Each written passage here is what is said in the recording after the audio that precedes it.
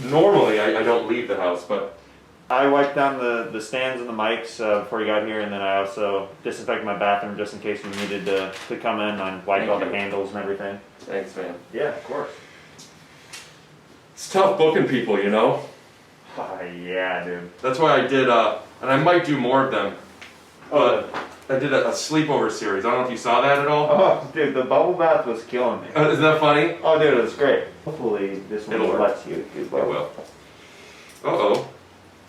I may have an extra one inside. Let's see if it can work.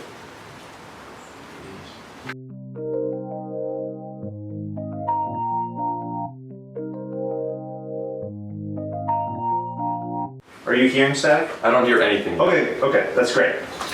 That's what we want, actually. You can hear me? I can hear you now. Yeah, I can't hear. And these Check your line. Oh, you know what? Is that it? It's so loud now.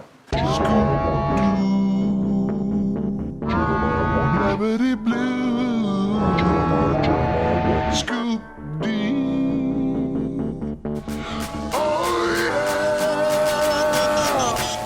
Welcome to another episode of Jeremiah Wonders. I'm Rick Glassman, and today I'm special guest Rick Glassman. And today our host is Jeremiah Watkins. I'm Jeremiah's on. Rick's on the show today, but Jeremiah Wonders is the host. Jeremiah Wonders is the name of the show that we're doing. So welcome to take your Rick Glassman. No, you're doing it like it's my podcast. I started it, and then I realized it's your podcast. But I thought that you were doing my podcast, right? I was starting it because I'm so used to starting a podcast, and then I realized it's yours, so I was fumbling over some of the variables. Oh, did you feel awkward? Okay. Did you? Yeah. Oh, start it over. Okay. Play the theme song. Okay. Scoop to. Welcome to another episode of Jeremiah Wonders. I'm Rick Glassman, and today our special host is Jeremiah Watkins. Hey. Rick. Is it Grassman? Is it Grassman? Watching you set up, I don't know when you're going to start this episode, but the BTS was a lot of setup between wires and me changing the microphone and blah, blah, blah. And there was something really nice about watching it while I'm sitting here, because I'm so used to the guests sitting there and me finding the right equipment and changing stuff out, and I get such anxiety. Static. I usually say mics, but I used a different. I used a different. Jib? The different windscreen. Every 10 minutes or so, I look over the cameras just to make sure the red lights are still on, so I don't want to distract you. I'm still present. I just warn all my guests. Oh, I totally get it. How were you feeling during that? I had anxiety for sure, but once we fixed it, it was It just goes away? it went away pretty quickly. I'm like, okay, I like we're in this now, because we were texting before the show, and as you know, it's very weird times right now to have anybody over like in person. So the fact that you were able to make it today, I was looking forward to it all week. I told you when we were texting, I was like, I'm gonna see Rick in person. This is cool. What's the I don't know if this is kind of a leading question, but as somebody who's in your position, producing my own podcast and putting a lot of weight to it. That's recording, by the way, right? I don't see a blinking red, but I do see a red. We're set. Good. How much of that excitement is, it's nice to see a friend, but also how much of it is podcast related? Is that too broad of a question? No, I think I understand what you're saying. I think it's a mixture, depending on who the guest is, to be honest. Sometimes something weighs, one's more weighted than the other. If you're being completely honest. You didn't feel like you could find it with something weighs? Yeah. Something weighs more than other things. Yeah, something is weighted this way or that way. Yeah. Yeah, I'm not proud of the truth, which is the podcast is so much of my time and energy that the reason I'm social with people is it just so I could get a product? And I know it's not. Yeah, I know that's not the only reason it matters, but I don't know if I would be inspired enough to make plans with people if I wasn't committing to something. But here's the thing, though. I find it as an outlet, as an excuse to hang out with friends because, to be honest, like I've invited friends over to do, either social distance walks or even like a backyard separated lunch thing or something. BYSLT. And they flake a lot, and that's always a bummer. So if I find that if I'm really wanting to see somebody and I schedule a podcast around it, the likeliness that they back out is pretty slim. So people will commit more to getting something on tape than they will. Yeah. That reminds me of when I was a kid. My dad used to take my brother and I to the mall. It wasn't, I don't know, maybe once a month, boys' night out. And we would go get corn dogs, and he would help me. That's when I would practice for my spelling tests. And we would go to the arcade, and my dad and my brother would always play games, but I would almost exclusively play games that either won me tickets or stuffed animals, because I wanted to go home with something. You want to hold something. I want to leave and have look what I made. Yeah. Podcast is kind of like that too. It's like a little bit. If we're not going to make it, why are we doing it? And I don't. Well, especially right now, because there's a potential risk just in general right now. Even though we were really safe and wiped everything down, you're asking somebody to come out of their comfort zone, which I appreciate you being here because I know that you don't leave your house very often. Yeah. So I appreciate you being here. So I tried to make you feel as safe as possible by telling you what I wiped down and everything. And before you got here. Well, you ready to get into it? Yep. Cue music. Welcome to another episode of. I almost take your shoes off again. Start over. Okay. Welcome to another episode of Jeremiah Wonders. My name's Rick Glassman. Today, our host, as usual, is Jeremiah Watkins, and I know I already said it, but today's guest, Rick Glassman. We look forward to getting started. I hope you have your shoes off, a glass of Paul Newman's poured, and Get ready to rumble.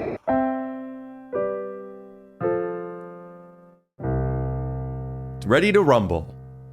Get ready to stumble because you're watching Jeremiah Wonders and we just started the show right here, right now. If you were watching earlier, what an idiot. I take that back. That was too harsh. Was it? There's no way of ever knowing.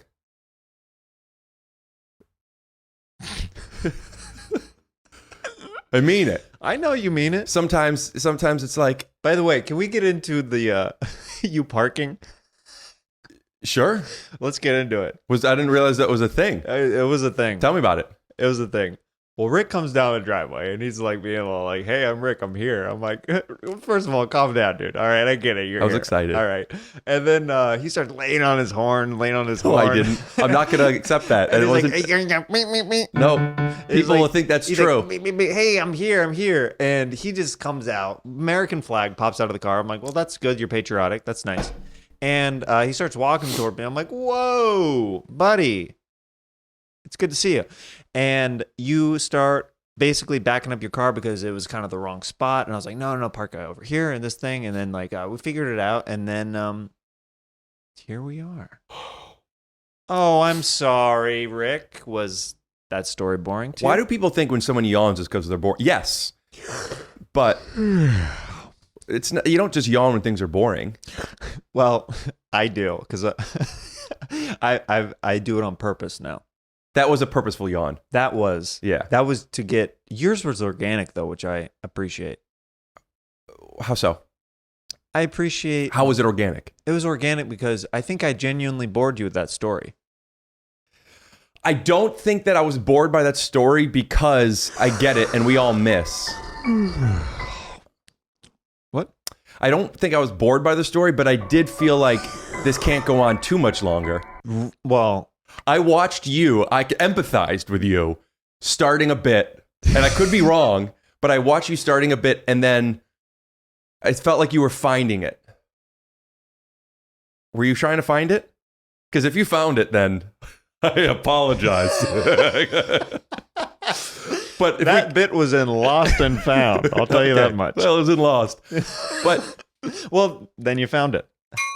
back to the saying, and you guys are idiots, and then saying sorry. Yeah, I Let's thought talk on that that. was okay. Let's talk about it because I thought that was it was funny to say that, but immediately I felt mean, and then I looked at your face. I was like, no, that was. What do you think was mean about it, or who would find it mean? I think that 1 out of 100 people would find that mean. And was your need to apologize because you're like being political? It's more my Midwestern upbringing. So, Jeremiah doesn't want to hurt one person less than. But why was your instinct to say it? If you've developed the instinct to say it, Yeah. why hasn't that person inside of you who thinks it's mean ever combated it before? I don't know. Just stick the landing. Oh, we'll find out right after a word from Marshall Rug Gallery. If you're looking for just the right flooring, you need choices. And at Marshall Carpet One, you'll find thousands of choices, including carpet, hardwood, rugs, and luxury vinyl. So make the right choice and visit Marshall Carpet One and Rug Gallery. And we promise, with more than 50 years as a family-owned business, we've got you covered!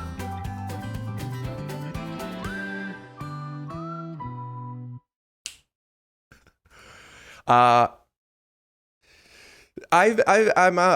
don't want to ask you too many questions here. Well, yeah, I don't want to ask you too many questions either, even though. So let's just do statements. Has that ever been done on a podcast? You mean no questions? You just mean statements? You mean to say that has been done sometimes? I think that has been something that has been done. Yeah, I think there's two main categories of podcasting. There are. I've heard. So there you go. Interviews and conversations. Interviews are more question-based. Conversations could be, but Conversations could be a back and forth. I find that conversations should be a back and forth, but not necessarily with questions and answers. I tend to agree. As long as you tend. What would you rather? Would you rather tend to agree or pretend to not? Would you And as a pretend only to before the tend, can you tend after? I tend to think so. I like chicken tenders. Right? Do you prefer to drink water with them, or do you like to be behind somebody who's tending bar? Water. Okay. So let's get started. Welcome to another episode of Are You Still Here? My guest is me, and so is Jeremiah. I already cleaned my hands, but I use the back of my hands so much to not dirty the front of my hands. I sometimes wonder, is the back of my hand dirtier? And then it gets me questioning. Do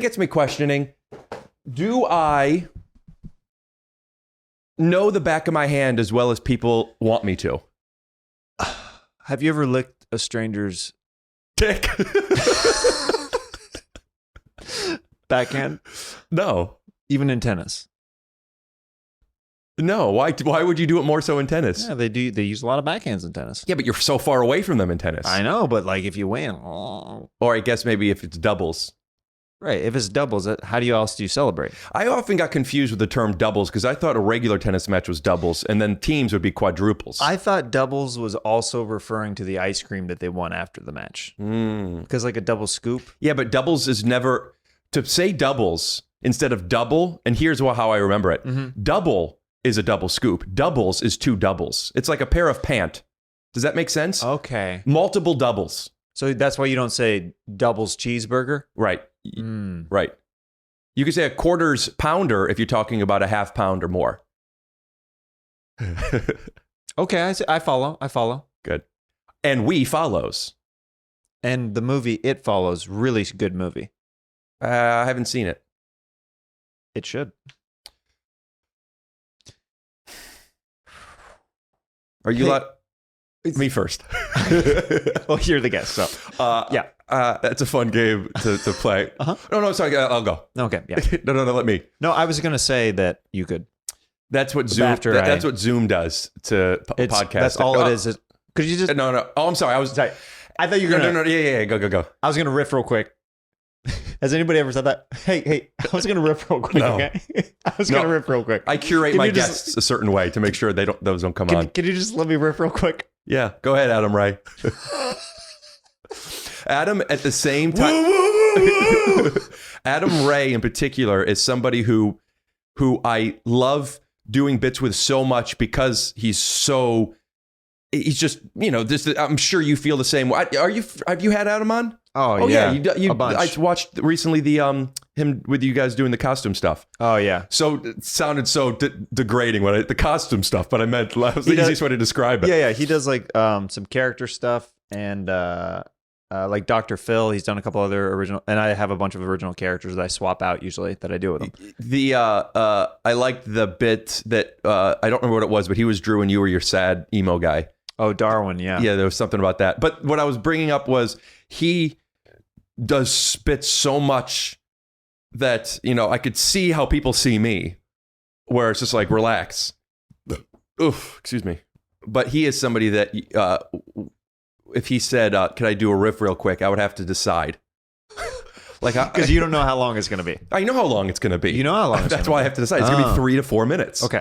So that's why I have to decide. He's a strong improviser. He'll go for it. Very strong. Very good. What's great about having him on my podcast, and I am a very similar way, is there are a lot of grand slams, and there are so many strikeouts. But that's the fun journey, though. The Yeah. peaks and the valleys. I mean, to see somebody crush and then the next minute, you're like, how did that come out of the same person? Or to see somebody crush and then the same minute, how did they come out of the same person? Or to see somebody crush and miss their dismount so hard, and it's like, why You didn't were you just on sell top it of a yet? mountain. That's why editing is great. And what I found is, after editing episodes with Adam so much, I've learned so much about comedy, both mine and collaborating with others by editing the podcast. How much do you still edit your own pod?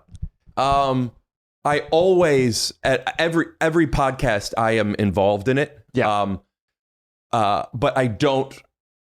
So much less than I used to. Yeah. Basically, I have 2 people that I work with. Evan works with you. You know Evan. Yeah, he occasionally makes clips and stuff for me. He's He's great. awesome. Yeah. And then my buddy Perry. And I've given so many notes and directions that aren't even necessarily right. It's just what it is. I like the animated stuff a lot that That's you've been Tom. doing. He's amazing. Dude, the girl blowing you who came in, I was like, this is like good animation. Oh, hey, baby.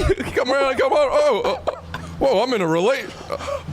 Rick, don't. You're in a relationship. It's really good animation. Yeah. And I've talked about this on my podcast, but I really want to, because Tom lives in England. Yeah. And not London. And I say that because it's like, I don't know what he looks like. I don't know what where he lives looks like, but I picture London is like, 2021 and it's today, and everywhere else in England is what like Robin Hood looked like. And I just picture him in, with straw. And the conversations we have. Rick Glassman, your podcast is ready, sir. I've been animating all night long. He Wait, hold on before we move on. Rick, if you noticed, Rick took a second where he was like, do I acknowledge the voice that Jeremiah just did, or do I move on with my story? And he chose to move on with the story. Didn't I do both? How could I have acknowledged it stronger? I'm Tom. By doing it back. Yeah. Oh man, this is great conversation. The stuff that's been on my mind so much. Yeah. So when somebody jokes around with, I think this is more global, but I'll make it about me. Sure. Who doesn't like that? Singular. Yeah, as opposed to me. Wireless. When somebody makes a joke, I have 3 options. Okay. I could Marry. fuck or laugh at it. Okay, right. Yeah. Do you want me to tell you the options? Okay, sure. When somebody makes a joke, do I acknowledge it or do I not? Right? Mm-hmm. Not acknowledging it is one, and acknowledging it, there's 2 ways of doing it. Okay. There's saying, oh, that's funny. Or there's what my instinct was, and I'm trying to get away from, is to go back, to get competitive with it almost. To be like, oh yes, I am Tom and I like to sleep all night. Sometimes I feel This guy's good. but sometimes I don't want to have to do that. I understand that. We talked a little bit about this on the very end of my appearance on Take Your Shoes Off. It was getting so good and I left to go to my chiropractor. Left on a cliffhanger. You're like, I'm so sorry. I have a chiropractor appointment. Not gonna lie, for a solid minute or two, I was like, this guy's doing a bit. And then you're like, I think you did a couple back touches where I was like, I think he's actually going to the chiropractor. It was a organic out that if I needed another 2-3 minutes, we could have, but Yeah. I felt like I said it. It was so disrespectful that it felt like you got it. And also there was a quite like we were going kind of trying to find this moment throughout here and there, and we finally settled into it. It reminded me of that Jimmy Kimmel bit where he keeps running out of time for Matt Damon. Oh, I love it. Good. Whew. So anyway, I'm going to leave it alone because I feel like I was talking too much about it, but Adam Ray is funny. He's even funnier edited. Is the point I'm making. Oh, I mean, what we do with the Dr. Phils and stuff like that, when we'll film for about 40 minutes. We only keep about 20 to 30 tops. Mm-hmm. So we sometimes, like you say, we swing for the fences, and That's then how it should be. Yeah, and then we try to cut out. The only reason it's not always that is because this podcast medium is not a sketch. But when you do sketches in it, it's you get to play with the skill set of how you edit stuff. But having somebody like if I were casting something, Adam, for that reason, and people who are like that, it's if you're doing something where you're allowing improvisation and you time out for it, that's exactly the person you want because you only need to get that one thing. And he'll definitely give you that one thing, but he'll give you this 2 things and a 3 things and a 4 thing. Yeah. So it's funny to have to play with him because I'm such a similar personality to have to be like, shut up. Because I'm, like I want to control it. But then I swing and miss so hard. So sometimes you edit it, I get both insecure and so happy that like, I'm glad this isn't live. Yeah, I mean, that is a nice thing for sure. Because sometimes like, did you do improv on a stage ever? I was doing improv before stand-up and continued improv for the first 5 years of stand-up. So yeah, you could say I did. And I enjoyed it. You could say my grandfather's dealt close. Yeah, you could. There, how do I acknowledge that? That you were. I did. I gave you a little. I gave you a little. Yeah. But I had to. You put me in a position to have to do a bit. Yeah, I put you in the corner, dude. Literally and figuratively, physically and mentally, dude. It's like when someone says, how you doing? And you're forcing me to talk to you about it. Don't do that. Don't ask me how I'm doing, because you might not like the response. And the response is going to be, fine. Yeah. I want to touch on one more thing with this, why I'm glad it's not live. Go ahead. No, I'll go. I have also discovered that people still like that other stuff. The completely unraw, completely unedited, unedited. People, we're used to finding stuff on stage, swinging and missing, finding the stuff that works. But the goal is to curate something that works and an act, right? Yeah. And there's still improv in it, but people still like the first attempts. And my instincts on podcast stuff are sometimes I want to edit stuff out because this isn't almost as if to say this isn't ready yet. But that's not what podcasts are. Do you ever go back and forth with that? Well, yes, because I'm like, ideally, if I had all the time in the world, I would hyper edit my podcast. Hyper edit my podcast. People still like the completely unraw, Completely unedited. but I like that it's super loose and it is raw for what it is. And that's what people I think tend to like, is that it's like the riffing and stuff like that. Like sometimes bits will go on for way too long, and then other people are like, "Oh, I wish we would have kept up on the other thing." Could I say one more thing about that, or is this too much of this? No, that's fine. So I've been I'm a little more sensitive right now. Oh, I'm sorry. You did preface My that. feelings aren't hurt. I mean sensitive to not understanding what's happening. I want you to continue. So, I mean, I was doing a bit just to camera for the people who are listening on audio. Rick got a little upset with me because I made eye contact with the camera and I did like, is he really going to continue with this? But genuinely, I want you to continue. all right. Well, I'm not upset with you. I truly just don't understand. If you'd stop yelling at me, I'd appreciate it. Okay. This is where I'm at right now. I've been for the past few days, and the only reason it stopped yesterday is because I left the group. I've been back in Magic the Gathering and collecting a lot and trading, and I joined a few Magic the Gathering Facebook chat groups, and I haven't been using Facebook in a long time. Yeah. But I found these Facebook groups, and I've been loving them, and I've been getting bullied in them. And it's really funny because I'm me now and I'm okay, but I have been regressing a little bit to remembering the way I you asked me a month ago, I would tell you I was never really bullied. I just didn't have that many friends, but like I was fine. I'm remembering I was bullied this way, and I'm actually getting a little watery-eyed now. And the reason I'm being bullied is not the me doing jokes and the me being loud and stuff. It's the me asking so many questions. And it's making me, I've been a little sensitive.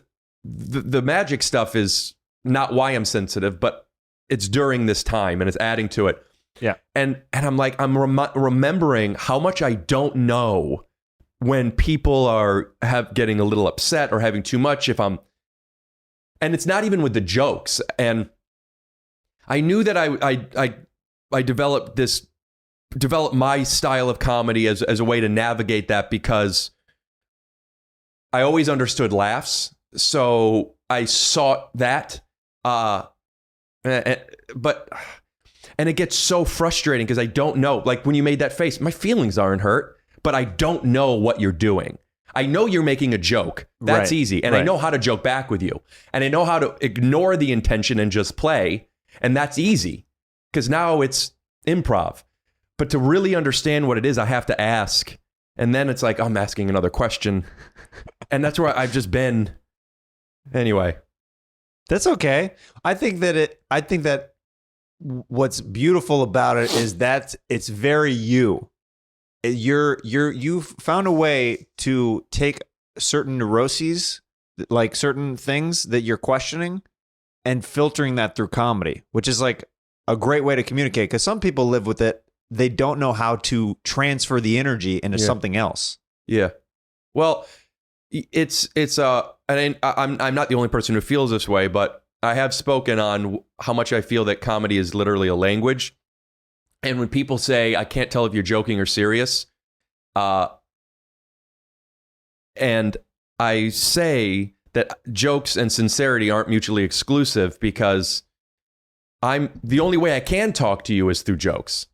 Because otherwise I'm going to cry and ask you a bunch of questions. That's okay too. Yeah, sometimes. I said before we started the podcast today, I said, whatever you're comfortable with, whatever you feel, and we'll shift in that direction. The way you just said whatever you're comfortable with and whatever you feel, the way you stumbled over it is I'm soliciting acting advice. Okay. Yes, to you, but just a tool for anybody. The way you stumbled over that was real, right? Mm-hmm. Did you catch yourself stumbling on it or no? I didn't mean to stumble. There's something so endearing about a stumble. Doesn't matter. This is going to take minutes, and I feel like it's too much. But I'm spinning, and you know what? We'll use this spin. When people do pratfalls, it's not funny unless it looks like they really fell. Yes. I feel that way. Not that it's wrong, but like when people stumble over, hey, hi guys, how you doing? It's such an art to stumble over your. It's such an art to stumble over your words effectively, and sometimes when I do that, whether it's stumbling or more specifically when it's failing on purpose, I try to put myself in a place where I'm actually embarrassed or uncomfortable So it does happen authentically. Right. And And you're not playing at being embarrassed. You're like, no, I'm embarrassed right now. both. I'm choosing. It's like if I were filming a scene where I am in cold water, as much as I don't want to be in cold water, if this was like a big studio movie and I really wanted to nail this performance, I would be like, put me in the coldest water so I could give it to you real. Absolutely, yeah. I feel that way with comedy sometimes, and I try to put myself in these situations so I could deliver something, and then it becomes kind of self-fulfilling. But if you want to get a good fall or stumble, just make yourself uncomfortable. That's my advice. Okay. So I sure hope people have seen me before this podcast. Can this be true? Tell me, can this be real? How can I put into words how I feel? My life is complete. I thought you were known. Why do I feel like I'm losing control? I never thought that love could feel like this. And you changed my world with just one kiss. How can it be that right here with me there's an angel? It's a miracle.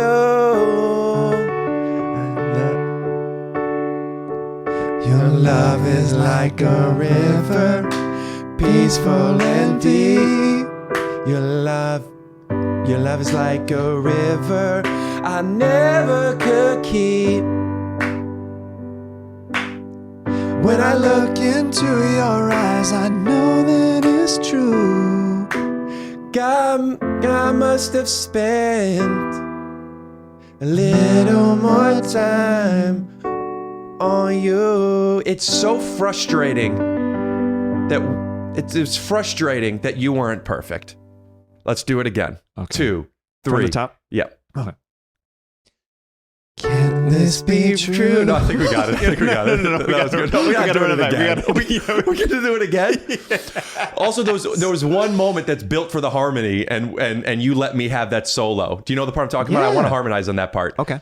I don't remember where it is, but I'll go like this. Is it? Okay. I don't remember. I just remember that that's a Okay. harmony part. Okay. How do you want to play this? Do Do you want it back and forth? Do you want to? feel it out, or do you want to do it back and forth, or do you want to trade? Do you want to trade? Here's what we'll do. Why don't you go ahead? Okay. And I'll come in with some harmonies, unless you want to do harmonies and or duets. Just play it. I think I got it. Okay. I got it. But you have to start. You didn't say 2, 3, 4. 2, 3, 4. Can this be true? Tell me, can. Did you practice? It's fine if you didn't. I didn't practice a song before. If this weren't COVID, I would want to switch chairs with you. I know, Rick.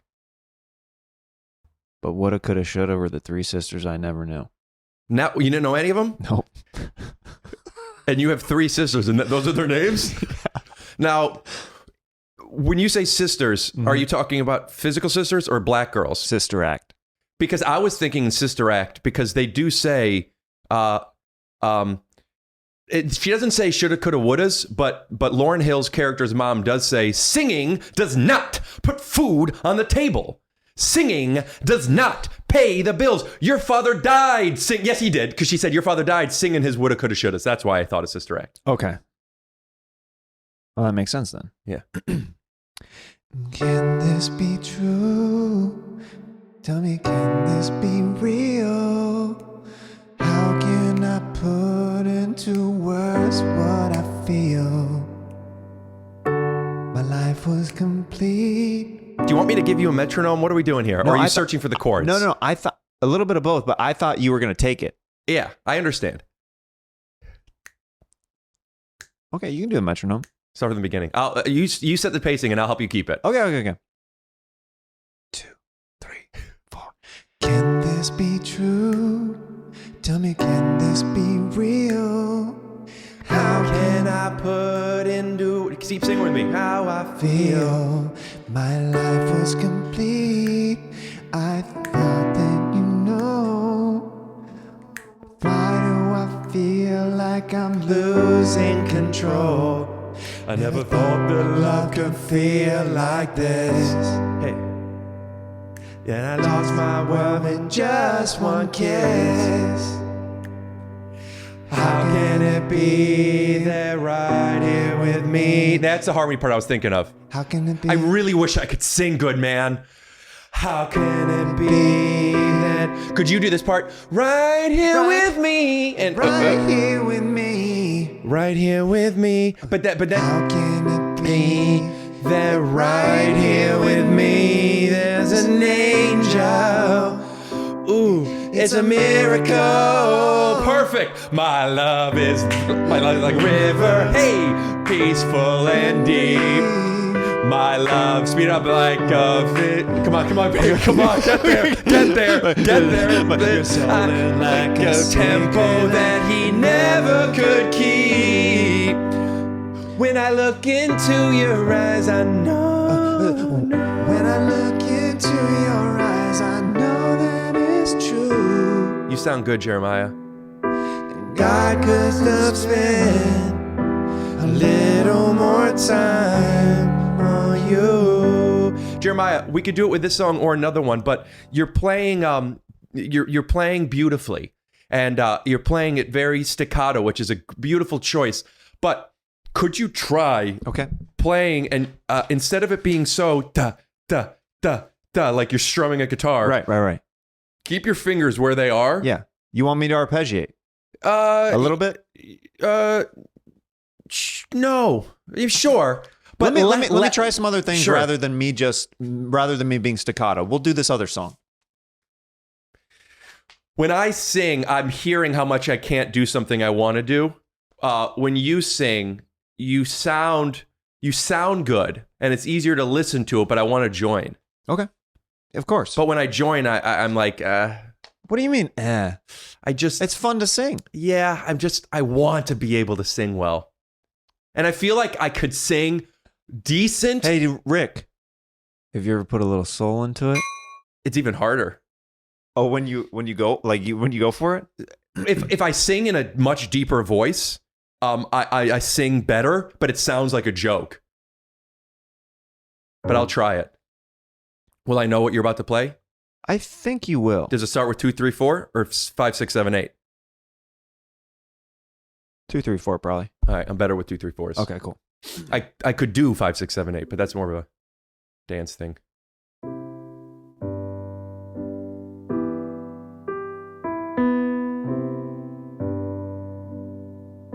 Sam Smith. You are my fire. I'm gonna try low, but bear with me. The one desire. Is that it? Believe when I say I want it that way. But we are two worlds apart. Can't reach to your heart when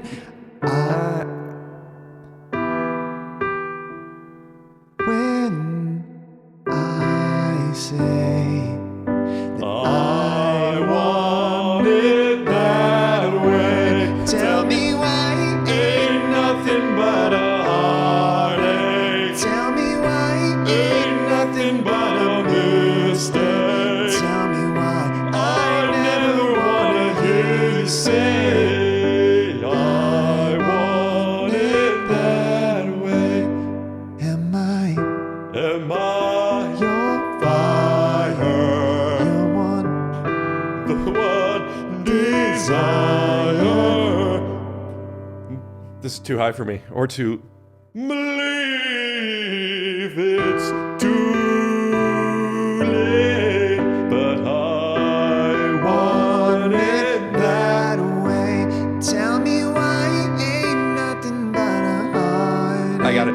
Tell me why Tell me why ain't nothing but a mistake. Tell me why I never wanna hear you say I want it that way. Here we go. Now I can see that we're falling apart. You know what? I'm really reaching in my bag here. Uh-huh. I'm really reaching in my bag, but I want to try something. Hold on. Hey, comma, I'm on a podcast and singing I Want It That Way Now, period. I don't even know if this is your phone number anymore, but if it is there any chance we could get you on the phone now for 2 minutes? Question mark. AJ, dude. Oh yeah. That's his part. I love that part. Oh, it's. I want it. But then the next part. Now I can, and Now I can see. That was your good. yeah. How cool would that be? I'm calling him. I haven't talked to him in years. I don't even know him that well. What? We'll bleep it if it goes to voicemail. No. Can I call you later? Yes. Podcasting for another half hour or so, period. Let me know, period. Hope you're well? Question mark? I feel like I had to say question mark because I said hope you're well. Hope you're well. Oh, that would be fun to sing that with him. I mean, it would be fun. Tell me what. You know Okay, what? Sometimes I have it. Tell me. Tell me why. You're fine. You're fine. You're fine. You're fine. Yeah, but not great. Well, let's make you great. All right, bring it down a half. Do you know how to? Could you transpose on the keyboard, or do you know how to bring it down on your own? All right, keep it where it is. Bad Tim Allen impression. Ask me that again. Ask me that Tim again. Allen, do you know how to transpose down? See, that was with a question mark. Yeah, yeah. All right, let's try to hit this. Tell me why. Okay, I got a missed call from my dad. Should we have him do it? Absolutely. He doesn't know the words. Although we did I went to Vegas with Sullivan and do you know David Sullivan? Mm-hmm. And DeWalt and my dad, and we went to they got us tickets to their what's your eyebrows doing? I don't know if I do know David Sullivan. I said yes. He's a friend of mine. Maybe you've met him. He's an actor, but he's friends with a lot of comedians. Was he on Undateable? No, but he was my acting coach for it. I'm gonna feel bad now if I've met You him. don't have to feel bad. Okay. It's fine. But we went to See, we share anxieties in different ways, to be honest. Yeah. But go ahead with your Vegas No, story. I'll tell it. I think I know your feeling, and I would love to talk about it. I'm being sincere. Like you're saying that your anxiety of how you're representing yourself or making somebody else feel by not knowing their name. It ends up how I think I've realized in this last year that I'm a way more sensitive and emotional person than I ever thought that I was. And because I talked with my wife. Me getting excited about the conversation, but I'm just putting in the hand sanitizer. Because I talked with my wife and I always, for years, I've described myself as chill and like, yeah, anything goes. And then like the more I think about it, I'm not chill at all. Like I'm not like a chill, like I want everything in a certain way and I want things to be right. And I don't know. Maybe there are chill sides of you though. There's chill sides. I know how to chill, I think, but I don't think I'm inherently a chill person. Well, knowing how to chill is great. Yeah. That's like saying, I know how to play basketball, but I'm not in the NBA. Yeah. So We used to play a lot of basketball. So what's the anxiety from Sullivan? From him hearing this and thinking, oh, Jeremiah doesn't think I'm important or something? I never like when people put too much weight on that, where they're like, oh, I thought I knew this person, or like we've met multiple times. But that's what you're doing. Yeah. You're saying you don't like that, but you're doing that. Oh, I don't like when they feel that way. But you can't control that. Yeah, I know. Because I hate when I meet somebody and they're like, we've met multiple times. I'm like, I'm sorry. Do you hate that they told you, or did you hate that you forgot? If you had to pick one. That they told me. Yeah.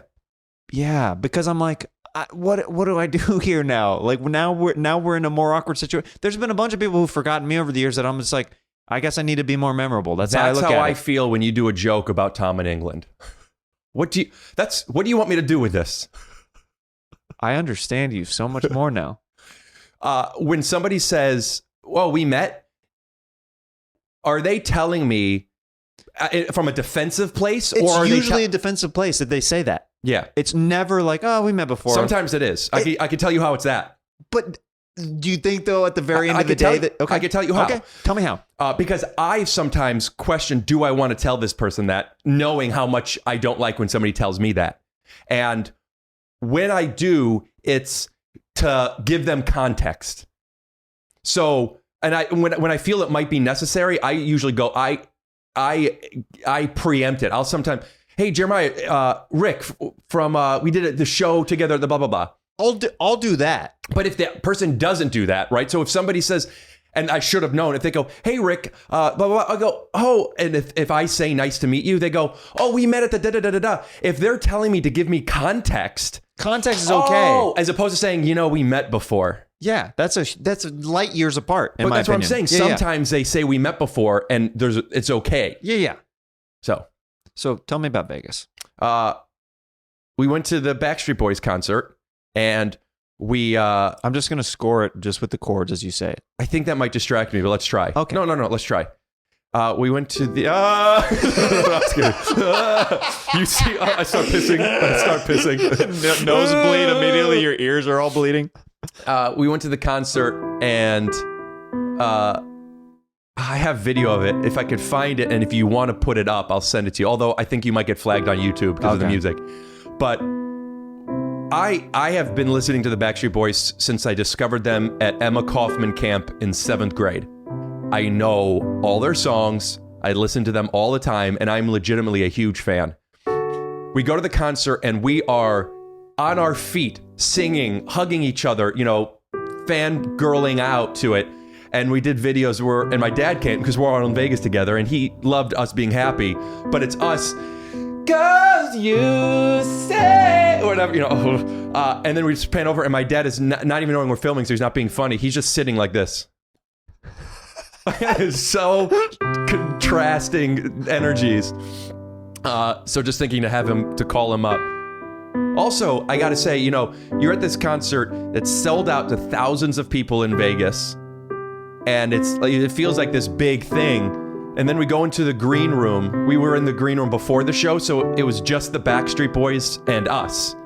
And they're just sitting there in this little room that's it's basically like a little bigger than this garage. And they have they have like a bar of like Mexican food that looks horrible.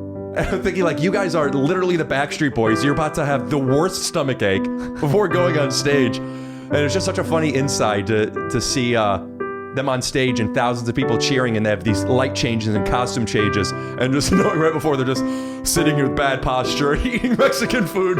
One of them has a knee brace on. And they have to say, because he's not dancing that well because he just had knee surgery, and they have to say, well, in between songs, musicians, they always talk to you to tell them what's going on. And they're like, we just got to say, so sorry that, blah, blah, blah, and his knee isn't doing well. It's just like, fuck, these guys are soldiers. Like you see the glamour of it. But the truth is, everyone's just a human. It is so distracting telling the story during the music. I feel so insecure that people are like, that'll do. That is a musical yawn. How good are those songs, man? They're amazing. Why are they? There's so many hit Backstreet Boys songs that it's like, it's gotta be because of the Backstreet Boys, right? It's gotta be. Because those people wrote music for other people. Oh, that's a good one. Yeah. Go ahead. I have Backstreet Boys questions for you, but... Okay. Go ahead. There's a chord on here that it's a little suspect. What is it? The C sharp that I don't remember off the top of my head. You know how to do C sharp? I'm trying to remember. Okay, so do you know where, just C sharp, not the chord. You know where C sharp is? Yeah. First C sharp. Now do a scale. Do 1, 2, 3, fine, even if you don't know it. Nope. Yep. Nope. Nope. 1, 2. 1, 2 is right. Find 3. No, you had 1, 2 right. Do, re, mi. Do, re. Yep. There's 1 and 3. Go 4. Nope. Try it again. Yep. Yep. Yep. So there's 1, 3. The 1, 3, and the 5. This is C sharp? That's C sharp. Yeah. Okay. 2, 3, 4.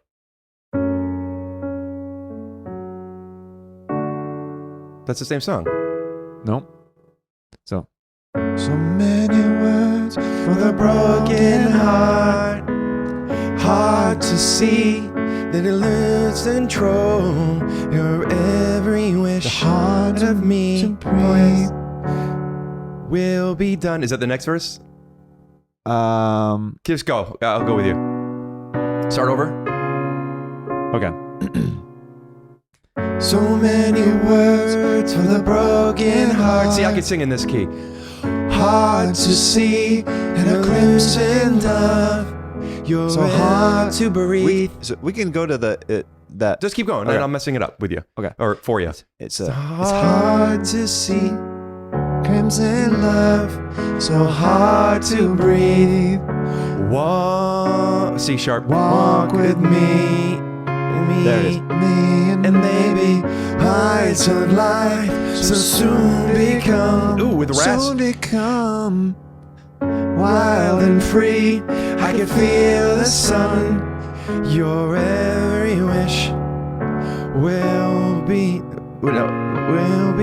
done. And tell me, show me the meaning of being lonely. And just the feeling I'm made to walk with.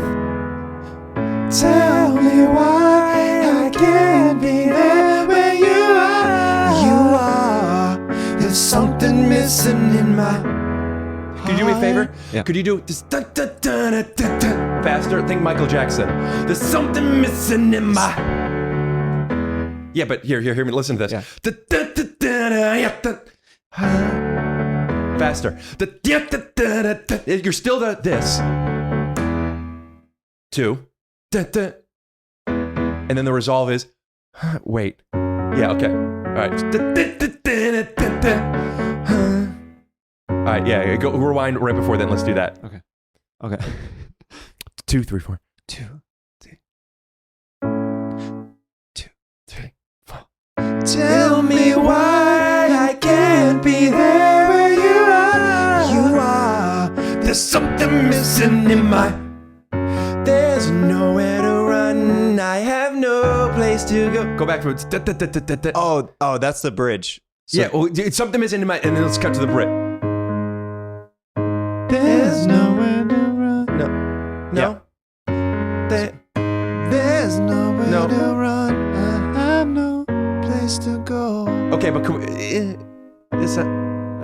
yeah. Well, it works. There's nowhere to Yes. run. I have no place to go. Same as the first one. Yeah. Surrender my heart. All right, can we go right before the and go right into it? Oh yeah. Okay. So 1 right before. You get 2, 3, 4. okay. 2, 3, 4. Tell me why I can't be there where you are. You are. There's something missing in my. There's. So it goes up a little bit. There's no way. Are you gonna need us to get that smooth? Okay. 2, 3, 4. Tell me why. Sorry, run back. Okay. We gotta get it smooth. 2, 3. Wait, hold on. So, me getting emotional. I know I never had friends. Cut to. No, do it again. Okay. Do it like this. Well, yeah. It's all right. Tell me 3, what. 4. Oh. Okay. 2. Tell me what. Let's drop it a little bit. Tell Keep me. saying key. You're saying just slower. Tell me. There we go. Tell me why I can't be there where you are. You are. There's something. You got to get there with me, baby. Okay. Tell me why I can't be there where you are. You are. There's something missing in my. There's nowhere to run. I have no place place to go. Frick. I'm getting lightheaded. Where to run, I have no place to go. Surrender my heart, body and soul. How can I feel me? The things that I control. All right. At a certain point, I think we have to move on. They're so good. That was fun though. It was. It was fun though. There's where I go like, how much do you leave in? Now, it doesn't matter. I know it doesn't matter, but there's Right. where it's like, how much is it where it's enough where it was worth it, but not too much where it cannibalizes it? Yeah, how much was it worth it? How much do you work it? How much do you reverse it, flip it down, put it in reverse it? Right. That works so much stronger if it starts with a 6, 7, 8. This song? 5, 6, 7, 8. Oh, 5, 6, 7, 8. So many words for the broken heart. Hard to say. The authentic excitement. Crazy love. It's hard to breathe. Walk with me.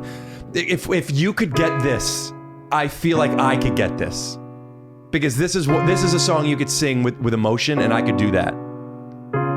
And maybe. So what if we get to the chorus? What if we get there clean? Do you think we can get there clean? I think I could get there clean. Burn. I just got Glassman. Bob, Because the thing is, I mean, I'm not hitting the keys. You don't know, so I'll tell you.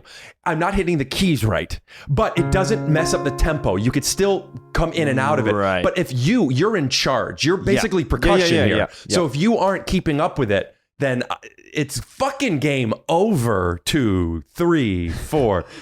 So many words for the broken heart. Broken heart. Hands and tied. I get feels in love. So hard to breathe. Walk with me and bear me. Nights of light. So soon become wild and free. I can feel the sun. Your every wish will be done. And tell me the meaning of being lonely. So many feelings I need to walk with.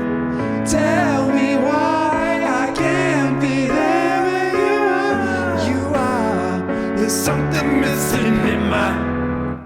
There's nowhere to run. I have no place to. See, here's the thing. It's okay if you miss it, but You gotta catch up. says the mother tomato to the baby tomato. This is like Drumline. Bad drumline. Whiplash. Yeah, I meant whiplash. I meant bad whiplash, yeah. There's nowhere to run. okay. All right. Oh, Okay. I'm so... Okay. I don't even know how long that lasted for, but 20 minutes. okay. All right. What do we keep? Do we keep all of it? I don't know. Yeah. I'll tell you why you keep it all. Okay. Because once a person starts questioning that stuff, I know. it never stops. I know. And it becomes more of an acceptance of like we were kind of talking about before, which is there's gonna be misses and there's gonna be misters and there's gonna be a miss. There's gonna be theys, there's gonna be thems, and there's gonna be us. But I'm seeking the doctors and whom's. Okay. Dr. Whom, an Asian doctor friend of mine. Doctor Whom is actually a spin-off series of Doctor Who. Yeah. With the Asian doctor. Oh. You can't do that. I thought you were doing a Chinese impression. By saying you had the instinct. I fought it. You know what's nuts? What's nuts? Some things you're not allowed to do. Not anymore. You can't go, oh. I know. You can't even go, even with a slight like inflection. Yeah, you wanted to close your eyes. Isn't there a difference between an eye like a squint and an eye like the whatever is offensive? Yeah. Like, is this offensive because it changes the ratio? Or is it offensive to do the thing with your hands and you pull it back? I think definitely the hands. But this is no less hot guy in the sun than an Asian person. And that's where hot Asian person in the sun gets its origins. Let me go why like an Asian in the sun. Let me go out. That wasn't to you. Wait. That was to me.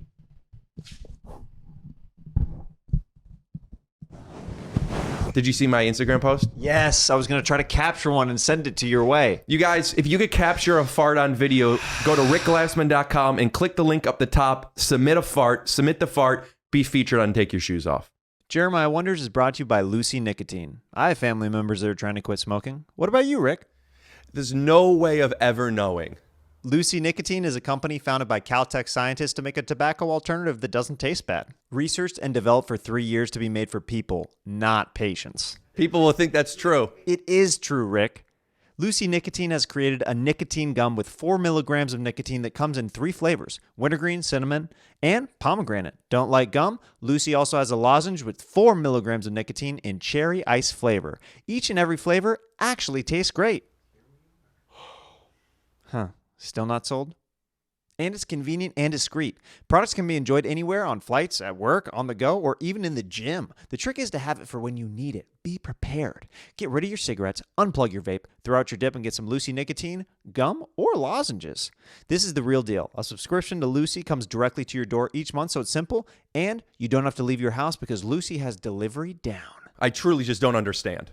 Just for my Jeremiah Wonders listeners, go to lucy.co and use promo code Jeremiah to get 20% off all products, including gum or lozenges. That's lucy.co and use promo code Jeremiah at checkout.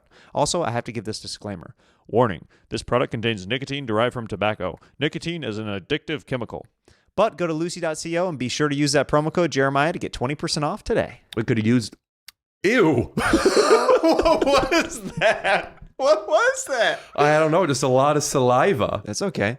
That was my favorite band in the 80s. What, we could have used that? Yeah. So, what have you been up to? Just questioning myself. You know what? It's okay. It's yeah, okay. it gets old. Hey, can I ask you some questions? I don't know. Is there any way we could just do statements? Oh, that's a question. Then yeah, go ahead. All right. Let's get into this next segment. It's called Fanning Out. Fanning out. Questions from fans. Mark_Wheeling87 on Instagram asks, who does Ricky like more, Cousin Teddy or Uncle Bob? That's a bold question. Could I ask you a question? Yeah. You curate the questions, right? Yeah. I never leave in like ones that I don't think will solicit or elicit something good. Why?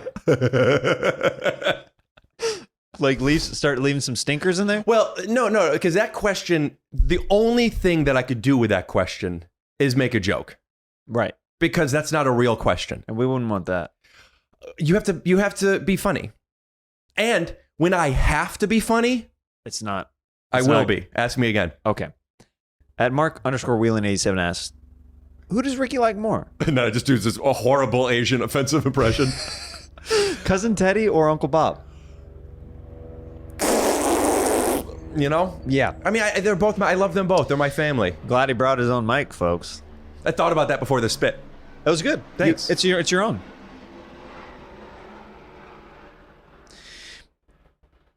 This is an outside garage podcast, by the way. I'm gonna choose. I even when I do EPKs. For those of you who don't know what Electronic press kit? Yeah. When I do, like when you have to do interviews for stuff and it's just a whole bunch of people, you do spend 5 minutes with like 10, 15 people and they ask you the same questions. Right.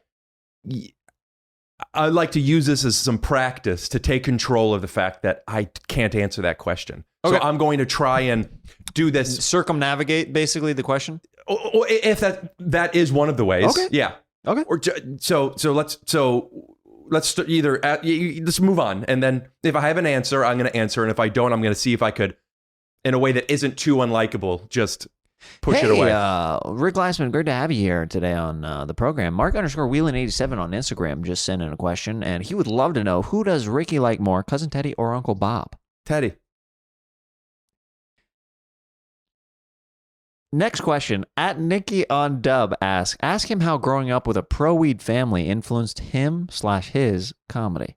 I didn't know that my dad smoked weed until I was in college, and then I don't think it wasn't really part of my formative years, so I don't think it affected it wasn't me. part of the shtick, wasn't part of the act. No. But I do like weed. You heard it here, folks. Rick Glassman likes weed. Next question comes from at Aussie_S. What compliment makes you the most uncomfortable? I don't know. Let's go through a few. Give me real ones, and I'll see if any of them make me uncomfortable. Okay. I like your shoes. Thanks. I like your glasses. It's the same compliment. Okay. I think you have a nice cleft in your chin. It's a bogus compliment. I admire your athleticism. It's the nicest one so far, but no, you don't. So. Okay. I respect the work and time that you put into your podcast. Thank you. Doesn't make me uncomfortable. I feel like you are well groomed, man. We're going down now. That's closer to the glasses. All right. So I guess nothing. I don't think. So no compliment? I don't know. What compliment would make you uncomfortable? I don't know. Oh.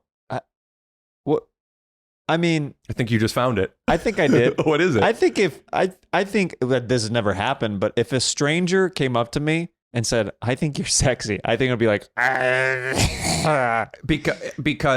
because you feel it'd be inappropriate to your relationship. yeah, probably. So your uncomfort would be if it's disrespectful to your relationship. I guess so. I don't think that would be disrespectful to your relationship at all. I want people to think I'm sexy. But even them knowing that you're in a relationship, to blatantly come out like at you, like I would love it. Really? I wouldn't love. I mean, I don't care. But I would rather people come up to me and be like, "You're so sexy," than for them to come up to me and say, "I like your glasses." I want girls, and I don't think I would best describe myself as good looking enough. I'm not a sexy guy, but I still would want girls to think I'm sexy, and I want guys to think I'm cool. I guess that makes sense. Do you actively think about that? No, sometimes I see myself. Sometimes I see myself, and I look so bad that it's easier for me to be like, nothing for me to worry about here. You know, that's not like if I got a haircut, this would be fixed. You know, sometimes I look at myself and I look so bad, it makes it easier.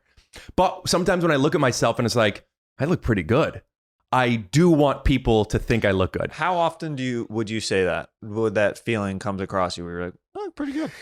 I go through stretches where, like, you know, it goes up and down. Like, I could have a good month that I still look bad during, but averaging out, I'll go through periods where I look good. I haven't felt that way in maybe 2+ years now.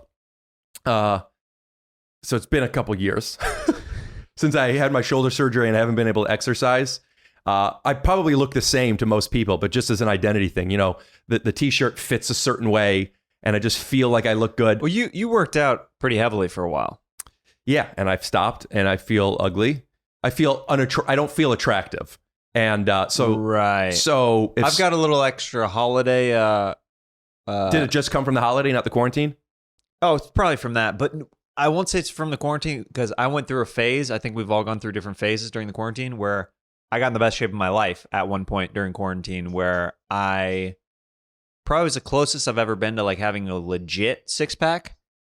And that was only for like a month or two. How'd you look at the beginning of last year? Probably pretty similar. Yeah, I thought you looked pretty good. Should we cut to a clip or no? Blur comedy. Blur comedy. For example.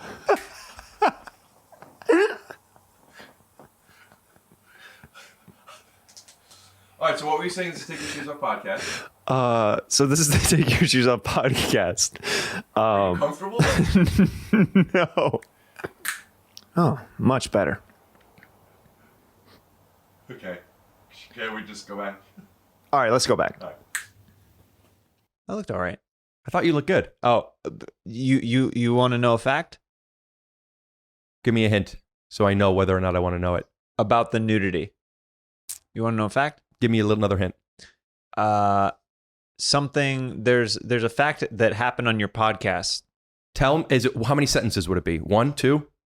Probably 2. One or two. Tell me the 2 sentences, but instead of using the words, just for the whole sentences, use words that rhyme with it, so I could see if I could get an idea of what it might be. How are you doing today? Wow, par, dar, newing, woo, way. So like a bad Pig Latin type of thing. Okay, cool. Dever, jav, jai, jever.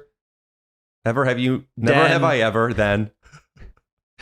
Don, bull, rude. Never have I looked better than going full nude. Contour po. Condor po. On Condor your po. pod. Never have I looked better than going full nude on your pod. Close. What was it? I've never gone full nude on something before like that. Like I've never showed my. What do you mean like that? So I've never shown my butt on screen, full butt before. I've shown thong. Have you been on screen where your butt was exposed but the camera didn't catch it? Yes. So you've been in that position on set before, but you've never had the product reveal that much. Yes. I had to do a sex scene once. For what? This indie film that I started in called I Lived. You have to say Native American film. Oh, okay, sorry. Native American film. It was like a suspense thriller film, and there's a sex scene in that. What was the sex position? I was on. We filmed. They? What do you mean? She or it was one girl. Okay. Yeah, and then like a closed set woman. And yeah, how does it look? What's the? Well, we filmed multiple things. One somewhere, and I'm on top, and then another where I'm like on bottom, like on my back. And then another one, she's like railing me, and no, I'm just kidding. I know you are, but like, there's some like where I had to like put my hands over, that position. Why are you uncomfortable talking about the sex stuff? No. Could you tell it to me as if the cameras were off? Yeah. Just because I'm like tell it to me. Tell it to me in an aggressive way. In an aggressive way? In a just under aggressive. Okay. No character. I fucked her from the top, and her pussy was, like that. Like it's casual, but you're using those words. Okay. I feel like you're gonna be uncomfortable. I want to see. Well, okay, yeah. I don't know you uncomfortable like this. That's interesting. Like you even said, if somebody complimented your sexiness, there's a sexual thing that makes you uncomfortable. I guess so. So you be casual, but use dirty words. So what was the sex scene That's another weird uncomfort thing that I have is if I'm not in character, I know, then I get real weird about it. Could you do it even though you're weird about it, or would you feel like you'd regret it? I think it's gonna come off as a character regardless of. Try not, but don't do it as a character. Show as much Jeremiah as you can. Oh wow, okay. Basically, what I'm asking for is for you to be vulnerable. Even if the thing you're being vulnerable during is a ridiculous thing. Okay. So explain the sex scene to me. But with dirty words and yeah. but conversationally. Yeah. Not comedy dirty. Not like really. Here's how I want you to do it. If you're writing a movie and this isn't you. A character is playing this scene. Yeah. And this character is not a fat frat bro, but he is just a guy. And he talks like, I was with this girl and I was fucking her and she wasn't wet. So she had me, I spit on, I don't know if I didn't spit on her pussy, but I basically spit to her pussy. Yeah. He doesn't care about the words he's using. Yeah. Okay. Deliver those words. Okay. I just made a weird mouth noise. I'm getting flustered over here. You guys, for the first time ever on Jeremiah Wonders, please welcome Jeremiah Watkins. Wait, I don't want that as the intro. I don't want that. Well, you're not starting the podcast like that. You're worried that someone's going to take that as the clip. What if we put this at the front of the podcast? Yeah, now you got a cold open. Okay. So what was the sex position like? It was just you and one woman? Yeah, it was just one woman. Let me start over. Sorry, I never talk this way when it's not in a character, so I'm trying to distance myself so it's just a casual thing. Yeah, I was fucking her from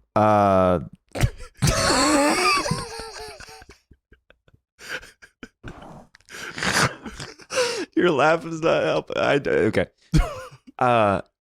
Yeah. Hit me with the question again. I mean, you needed to find a character that you even said, hit me with, like, all right. So you showed your butt on my thing. That was embarrassing. Had you ever done that before? Not fully exposed like that. What was the closest you ever got? There's a sex scene that I did once where... Was it a Native American movie? No, it was actually an independent film. Yeah, so I had to fuck this girl like on the bed, and nice. Like they filmed it a bunch of different ways. Like I was on top fucking her, and then like from behind at some moments, like fucking her, like grabbing tits and stuff like that. And So did you actually grab her tits in the scene? Yeah, I got a lot of handfuls. Yeah. Did they ask you to do it? Did they have to?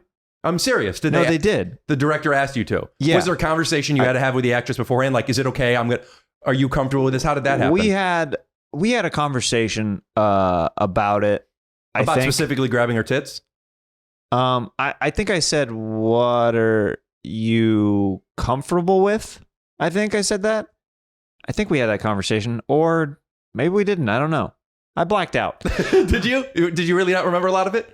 There are certain leading. I remember the nerves going into it, where I was like, "This is crazy." Before you grabbed her tits, were you in the character, or were you thinking like, "I gotta grab her tits"? No, when I was in the scene, I was in the scene. So you were grabbing her tits. Yeah. How did it feel nice? Yeah. Yeah. Yeah. Cool. So you're fucking her from the back, and you're grabbing her tits, and were you actually like, was your pelvis pounding her ass to make the movement? I had like this underwear on that was double. So they had me wear 3 pairs of like underwear type of like things. What was the underwear covering? Just like, it was basically just to hold the dick down. Yeah. You stopped yourself from saying wiener. Yeah, I did. So you had thing holding your dick down. Were you afraid you were going to get a boner? Yeah, and which I did, but like it was concealed. How could it be concealed? Was it folded up or was it pressed down? Pressed down. They because I wasn't hard when I started the scene. So you're pounding her and you're grabbing her tits. Yeah. What kind of noises is she making in character? Yeah, and were you doing it? Yeah. What were your noises? And you were playing it real. It's not a comedy. I was playing it real. Yeah. So what are your noises? No. A little bit. Yeah. Yeah. Let me hear. Like, do it. Like actual like. Yeah. Like, but be serious. Yeah. Don't look at the camera, not me. Oh yeah. Oh,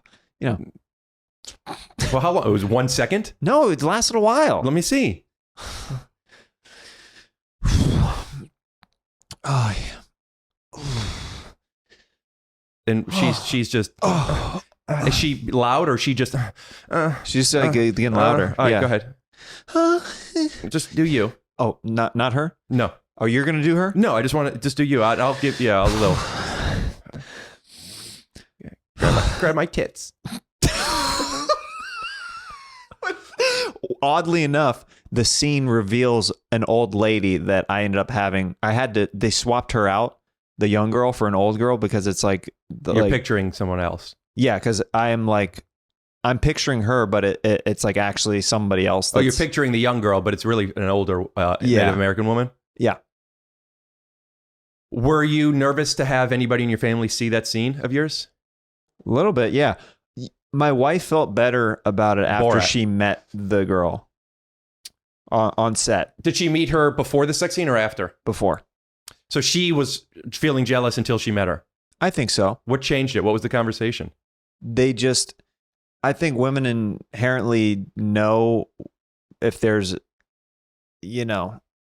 Threat? A threat or if there's ulterior motives outside of what's being professional. Based on her intentions, not yours. Yes. That's that. Because I'm very loyal. I'm like, this is what this is. Like, we were very clear about it before we went into it. Like, we talked about it like ad nauseum. Like before, we talk everything out, so we're both comfortable with everything. Like, we communicate well. That is more insight into somebody saying that you're sexy and you feeling that's inappropriate because of their ulterior motives. Yeah. So, what would you be more embarrassed about outside of your relationship with your wife?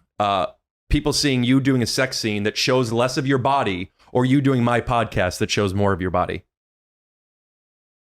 It would still be the sex scene because in yours, it's in a comedic, funny way. I remember you said that you weren't sure how much I could show and you wanted approval first, which I obviously understand. Yeah. And I sent it to you and I was thinking like, this is so funny. I want you to be okay with it. And you were like, oh, it's fine. Yeah. And I guess it's less about your body and, always more about the context. It's more context than anything. Yeah. I could really care less. Like it. Because you were naked. Oh, I know I was. You put a sock over your dick, but even the sock wasn't one of those professional ones that cover. It's just it was a tube foot sock. It was a foot sock. I took it off my foot and put it on my dick. It was a sock. More a tube sock. Yeah. We were laughing so hard because it's just a bit that we decided on. It wasn't we didn't plan that. Well, we both, if I remember correctly, we both had the idea of doing it. I had a plan where I was going to take off my pants because it was take your shoes off. I'm like, I'm going to take so I brought button pants, like athletic wear, to take off. I wonder why I was thinking something naked. Or maybe, I think we just wanted to heighten it. Because I asked you, I go, has anybody ever... That must be what it is. I asked you, I just go, has anybody ever gotten naked when you do the snaps? Yeah, and you go, no. I had one person, he took his shirt off. Right, and I was like, well, I mean, did they go for it? So that must be it. So you one-upped. Because I remember the naked thing, it was like, we're so much into like doing jokes, it's part of our identity, that at what point are we just doing it to not say no? And it was so easy for us to be, I didn't want to get naked. But, and I was wearing underpants, I just put it into a thong. But you're like, yeah, sure, you go into the bathroom, and I'm just sitting down now, embarrassed. I'm embarrassed because I don't know what's being revealed, and I'm behind the keyboard, so I felt like I didn't need to take off my underpants entirely. And then you just walk out, and you're so naked with a tube sock from your dick, and then we just started laughing so hard. And then, you were uncomfortable. You told me you're uncomfortable, but you said you wanted to do it. And then after like 10 seconds, we're like, do you want to put your shirt back on now? And you're like, yes. But had I not asked the whole podcast, I would have stayed. I would have stayed for the bit. That's how I do things, though. I'll proceed with something outside of my. You asking me to talk like that was uncomfortable for me, but I knew that it would yield good results. I was like, all right, I'll do it. What is your hypothesis on why it would yield good results? Because you said it well. You wanted to see a more vulnerable side of me. When I am completely vulnerable, and this is something I'm working on all the time, is not constantly going into characters and really showing more of like what I'm thinking rather than like this guy over here. You know what I mean? That stuff, because I've done a few podcasts recently that I was more myself, and it was some of the biggest responses that I've gotten doing podcasts and stuff like that. So I don't know. So it's validating when other people tell you they like it. But if they told you if they didn't like it, if it didn't do well, it would make it so hard, right? It would make it even worse. It would make it even worse. Then I'm like, oh, then I can never. Yeah. Yeah. Yeah, I've had some podcasts that I've been embarrassed to put out that that was like a burp inside. Dude, that was a deep cauldron burp. The DCB.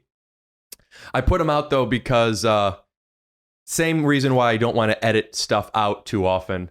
Because it makes it easier to just be like, well, this is what it is. This is me. This is just what I did. That's probably I'll leave all the Backstreet Boys stuff.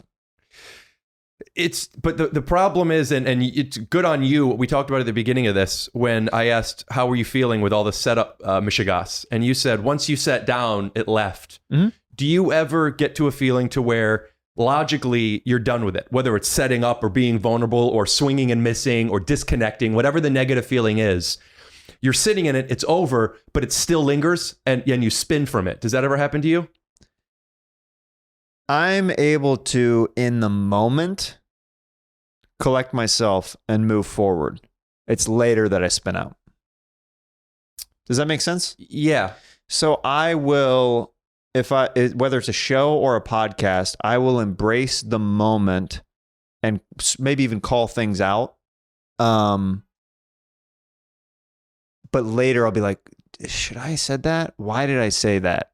Are other people not going to think that way? Do they not like that I commented on that way? That's where I spin out, is later on. But you're not thinking of it in it. No, I moved on. What do you think the mindset... Like I already, now that we're talking, I'm so in the moment with you right now, I had to remind myself that I was uncomfortable a second ago. Well, later on, are you going to be uncomfortable about having had done that? Oh, yeah. Really? Probably. Oh, one really changed your tune on that, didn't it? Are you sure that that's your car? Oh, yeah. Really? I don't know. That's a good skill set of yours. You talked about how you realized you're not a chill person, but you can chill. Yeah. Yeah, great. No, that's good. It's definitely a skill. I don't know if it's developed or if it's something that I just have, but I don't know. I spin. I'll spin, and if I spin, lasts for days. Do they last for days? I've been in one for almost a week now. Well, we were talking, throughout the week, and you said to me through text, you're kind of like, this may be a different podcast because just the way I'm feeling. And I'm like, I just want to see you, dude. Like, I'm like, whatever it ends up becoming. And I've actually loved this podcast because it's tonally, it's been all over the place, which I like a lot. Yeah, this feels good. This feels good. It's nice. It's nice to literally be out of my house. Even, my social interactions are almost exclusively podcasts as of recently, which is, it is what it is. But this feels different because it's not my podcast and I'm out of my house. And also, technically, we're outside. Yeah, that helps a lot. I don't do that much. Need more of it. I was driving over here. Well, I don't know if you felt it, but I felt a breeze this entire podcast. I've been shaking a little bit. I was cold. Oh, is that a good sensation? I don't. What do you think? What do you guys think? Is Rick cold? And does he like shaking from it? Yeah. But, podcasts on a micro level, with expanding out, connecting with people can be really nice. But sometimes it's work because both in the conversation or knowing the production aspect of needing to edit it, needing to get it out, needing to have the conversation if you don't want to have it at that moment. Yeah. And I'm not scared of, but I'm conscious of that I might be conditioning myself poorly to what social interactions are supposed to be by putting expectations on it, which is something I'm proud of myself of how good I am at decompartmentalizing expectation versus day by day. But to have expectations of, well, this is this week's podcast, it's going to be 90 minutes or so. It better be something as opposed to just letting it be what it is. And I've gotten in my way a bit. Like I was talking about before of needing to, because I know I'm going to edit this and I've developed these instincts of pacing, I'm also then trying to edit in live conversation. And I think there is a skill set there. Conan O'Brien is, I think, the king of it. Maybe Howard Stern too, but Howard Stern more expands. Conan more keeps it on track. One of the most inspiring things that from a personality who's in this position is Conan, for he's able to let the person, everyone does this, but he's the best at it. He lets the person go when it's going. He adds to it when he sees them doing this. And when they're off, he'll take charge until it's back on, and then he gives it back to them. He's unbelievable at it. And that skill set comes from his live editing, knowing how people are receiving it. When it's 90 minutes and I am trying to, just the fact that I'm trying to anything, it's like, I'm getting in my own way with it, and it's getting me depressed. And I think the product has not been as good recently. Maybe this is my own feeling. I mean, but have you seen any feedback Feedback is that? Feedback is, there's been a few that I've been embarrassed about, like you said, or About how you edited them or what? no, but the editing I do, the only stuff I take out is either stuff that needs to be taken out if the guest, I've only taken out, I don't know. I can remember one time. I'm sure there's been more. The other times I take out is just for pacing or for the edits. It's not much. I just mean the way I felt during it. I was embarrassed. I was embarrassed during the whole thing, and I don't want to put it out there. And then it does get a good response. It feels like they're wrong. Do you ever have a set where you're doing really well, and they're wrong? Yeah, that makes sense. The opposite is sometimes I feel like I'm doing really well and they don't like me and they're wrong. And sometimes I'm not doing well and they're laughing anyway because of certain charisma or certain bits that's enough. It's like they're laughing enough, but you're wrong. The only time it feels good to me is when I'm on the same page with them. If I bomb and when I bomb and the audience knows I'm bombing, it's easier to be present because you are able to acknowledge the bomb, or acknowledge it literally, or it lets you then play in that environment of I'm already bombing. What matters now? Well, what I like to do, and I've curated this on purpose, and it's because of this defensive thing, is I used to do this more. It's still very fun, but going up on stage. Ladies and gentlemen, this next guy, he's around. He comes to shows all the time. He's so nice. He's very funny, and he's always wanted to do stand-up. He's always been too scared to do stand-up, but, we have time tonight. Just be a little extra supportive. Put your hands together for Rick Glassman. Because I'm so nervous so often, it's so fun to be able to be nervous on stage. Yeah, and lean into that. Yeah. But on stage, you have the defense of he's doing this on purpose, even if I'm not. Yeah. In the podcast, it's not. The podcast, everything's stripped away a little bit. Yeah. When was the last time you were on stage? I did an outdoor show. I did. The last show I did was when I was in London in February or March, and it was great. Then I didn't do a show again until probably October. It was an outdoor show. I hadn't done one in a while. And it was one of those shows that I had where I was reminded to myself, I am special. Maybe I'm wrong, but, we can only feel what we feel. And I'd rather feel special than not. You're special. I felt special because I hadn't done it in a long time. And I crushed.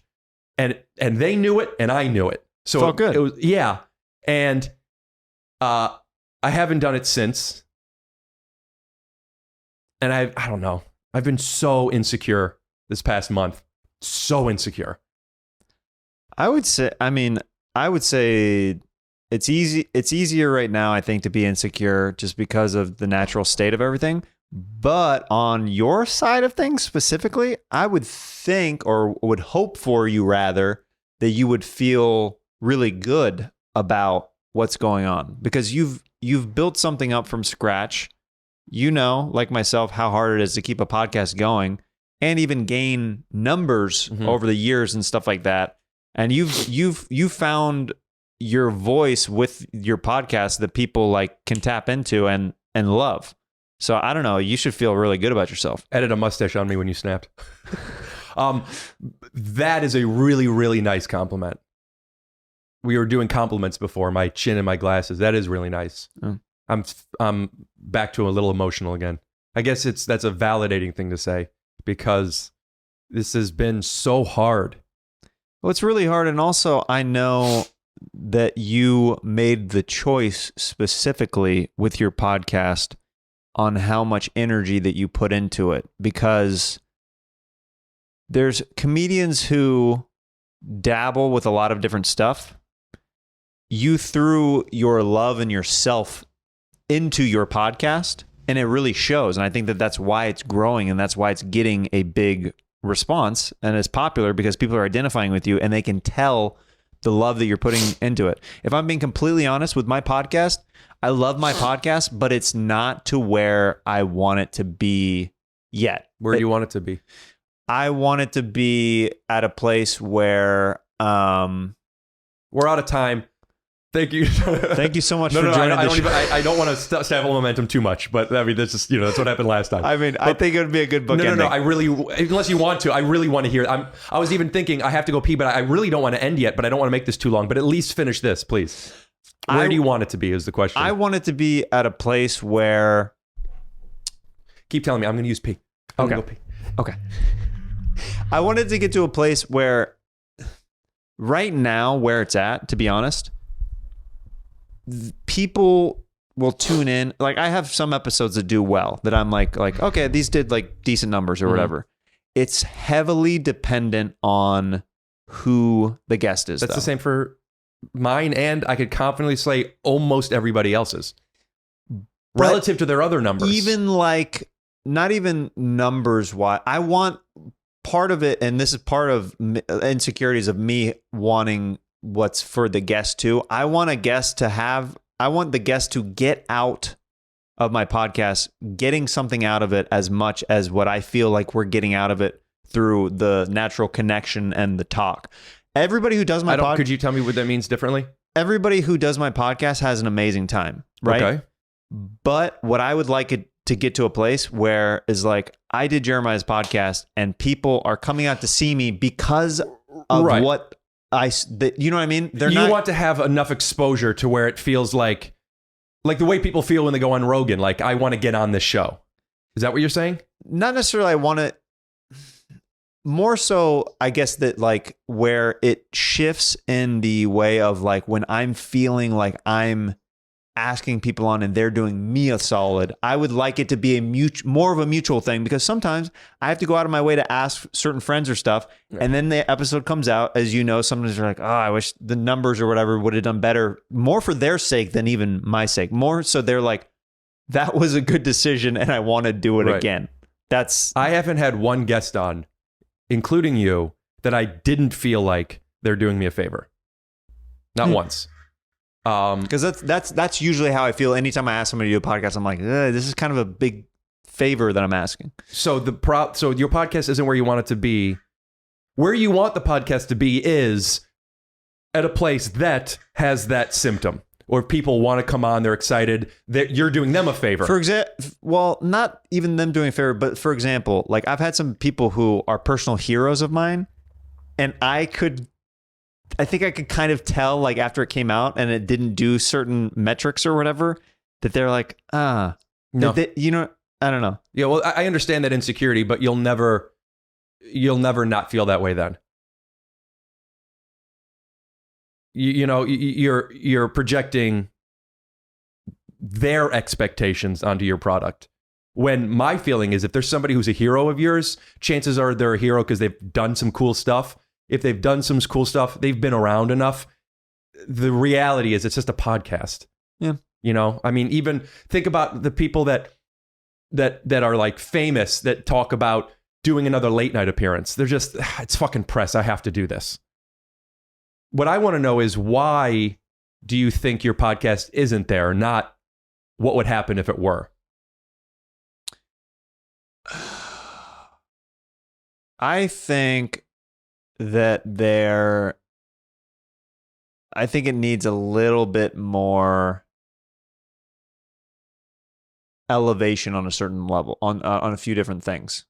Do you know any? I'm always asking this question to myself too, so I hope this isn't something that you don't want to talk about. No, we can talk about it. I think that I would like to, okay, for example, some of my favorite episodes that I have done are with guys like you and Steve Lee and Pete Holmes and Adam Ray, and people who riff and like just get what just being silly is. Mm-hmm. They let loose. They're willing to let each other sentences go. Exactly. Just let me get my bit, throw it away. I don't want to mess up your momentum. So when those episodes like are working, it's usually a combination of production meeting with the sensibilities. Uh-huh. So some of my favorite ones that I've done recently are with Adam Ray, some of the Dr. Phil stuff, because those take a lot more production than a typical episode, where I would like every episode to be at that metric where that's why I really appreciate what you've done with your podcast, is because like with the animation and stuff like that, dude, I've been editing video for since like the last 15 years. I've been editing video, and it's a lot. Like your podcast, for anybody who just thinks that that's an easy thing, it's a crazy amount of time and effort and love that's going into it. So that's why I admire your podcast so much, because I know what goes into it, just being on the other side of things, like knowing production. So I think that I would like to elevate mine on some production ways as well. There is I don't have analytics to support this, but the animation and the edits and a lot of the fun stuff that is very much the voice of me and my podcast, and something that I'm proud of, probably the most proud of it. It also differentiates mine from others, which is just nice. Yeah. That is the way it's received from people. It feels like a great added bonus. It wouldn't make my podcast, I don't think,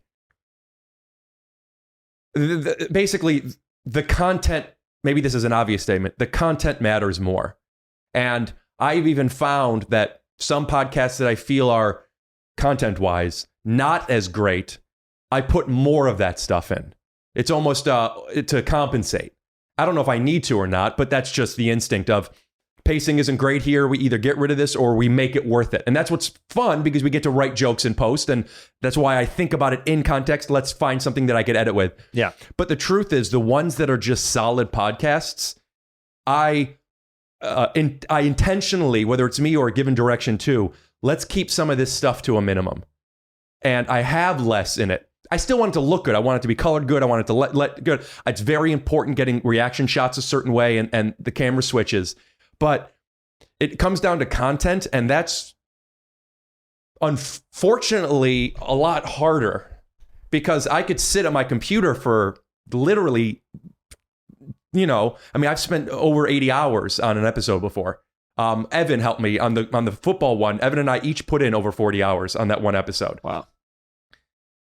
But when you get a great, and it just puts so much, that's where I am starting to feel pressure on the expectation of I'm needing more.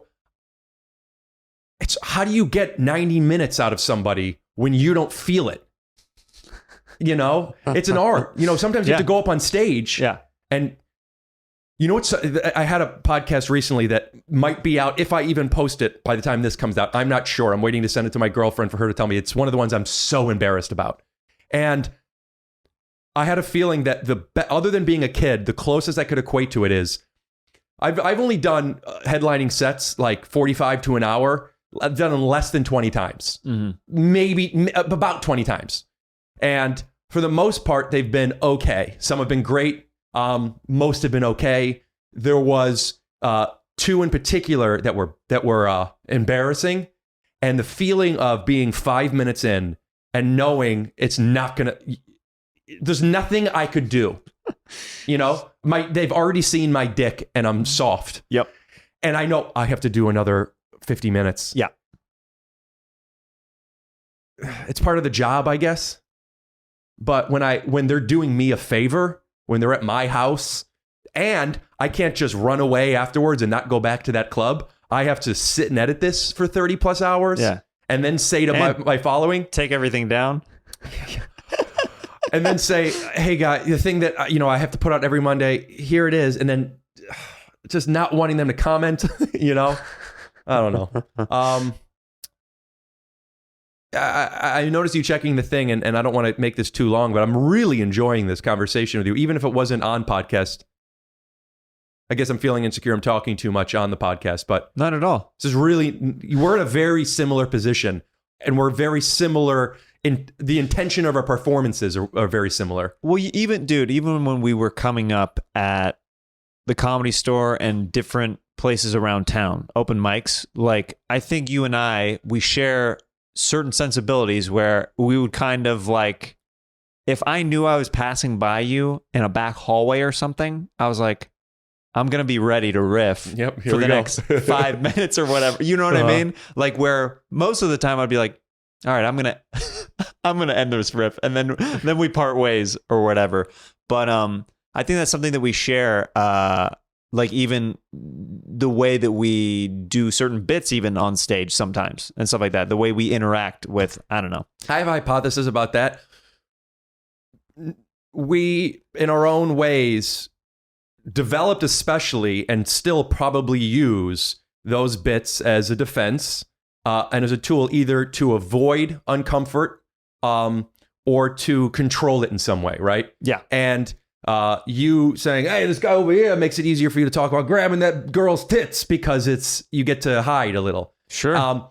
And when you find somebody who hides like you, basically they're saying, we're not hiding anymore. We're playing the same game, you know?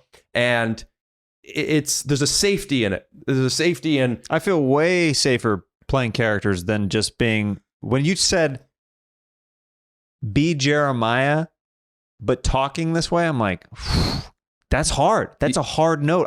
Which it's like, I'm a grown man. I'm still working on that freaking note. Like, that's something that's like... I literally was just...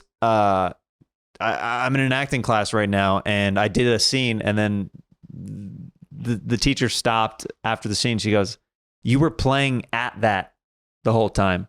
Take it again and actually feel it and actually take it in." And then I did it, and then she's like, "I got chills when you actually did it, but you got to break down those barriers in yourself." So that's something I'm just working on, is trying to be myself more because I'm not very comfortable. Cue sound effect of a fart. Yeah. Yeah, it's nice. It's nice to feel like you're getting stronger, and it's tough to put eyes on weaknesses at the same time. Yeah. And this has been a really nice this has been nice. Yeah, it has been. Yeah. I've loved having you, dude. Thank you so much for tuning into another episode of Jeremiah Wonders. My name's Rick Glassman, and I got it that way.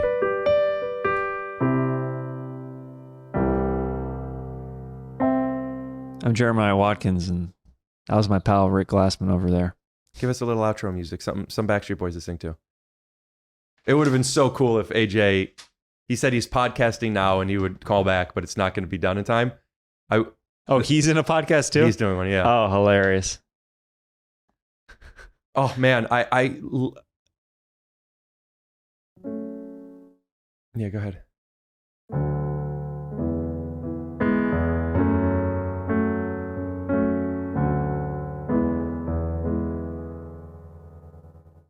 So many words for the broken heart, hard to see if you tell me now, hard to breathe, walk with me, they tell me, night so light, so soon become wild and free, I can feel the strums, your every wish will be done, they tell me, show me the minute I'm being lonely.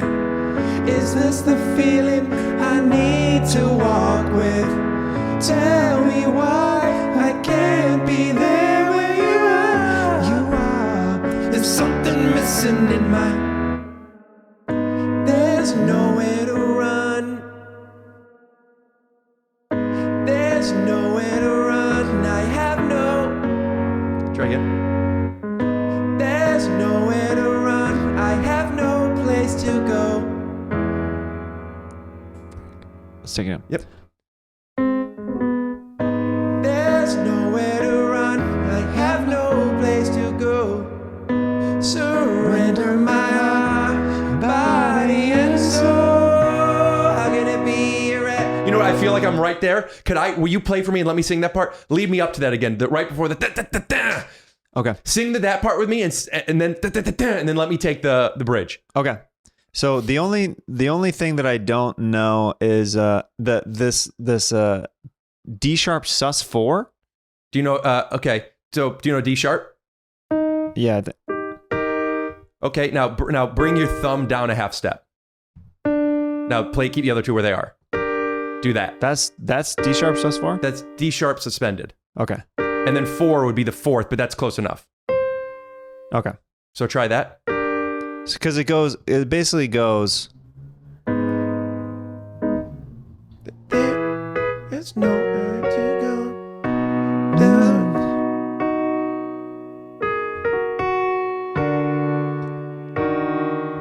I don't think that's right. Let me hear it. Let me play it so I have no I don't know the context of where we are. So play right before it and let me hear. Okay. So it goes surrender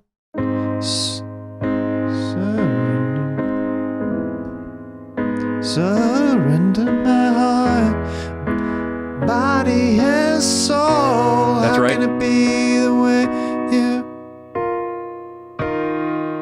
you're asking me? That works. I mean, the things you never show.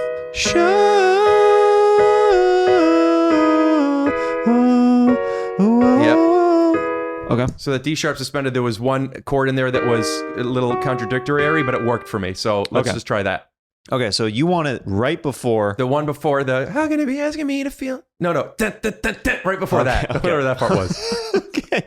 And then we sing that, and then let me try the bridge, and then come in with me. But let me try the two lines.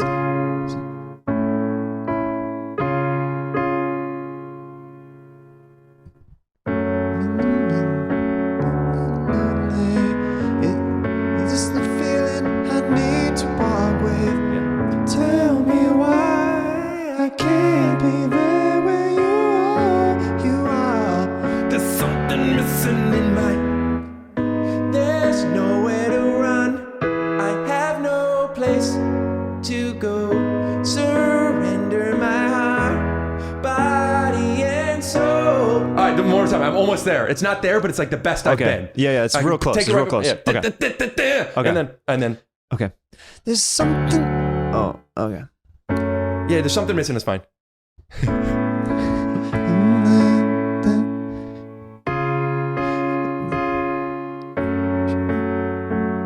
There's something missing in.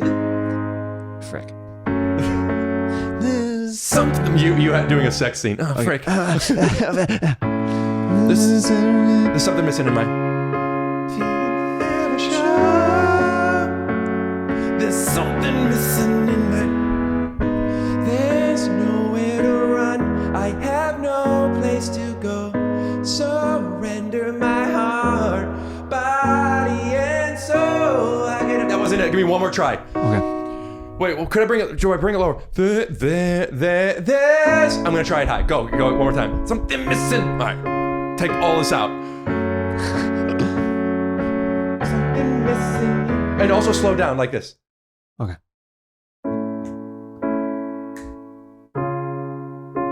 Here, here. Something missing in my. Okay. This. No, hold on. Let me give me this. Let me give you this. Something missing in my.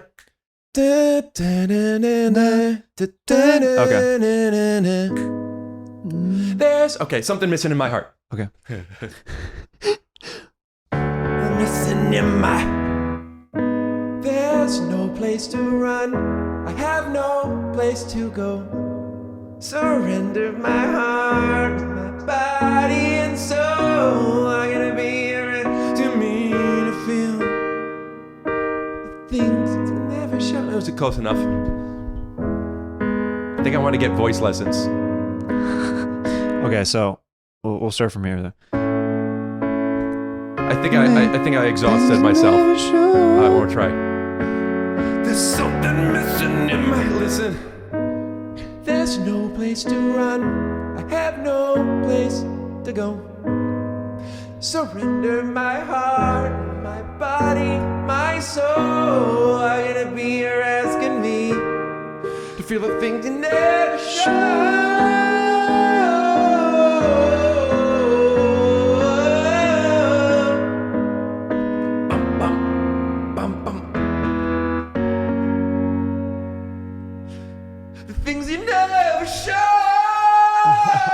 Let's start it again.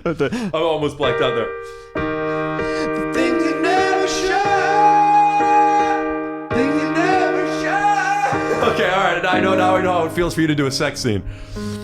Just like passing out. Things you never. Here, I'll turn you down. Things you never show. Things you never show. No, where are you? There, yeah. Okay. Things you never show. Come on, you gotta get the key. Okay. Things you never show.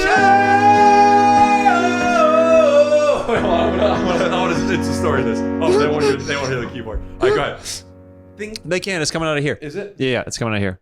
I'll bump this up. Okay. See if he'll do a duet or something of it. All right, take it from the part where I want to take the. There's nowhere to run. No, right before the whatever that is. Okay. Oh, you want it from there? Right before it. How can it be? Can you make it louder? Yep. 1 second.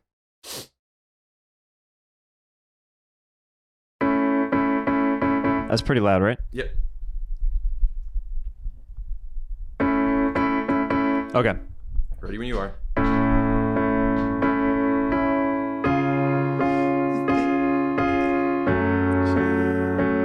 There's something missing in my. There's nowhere to run. I have no place to go. Surrender my heart, my body, and my soul. How can it be you're asking me to feel things you never show?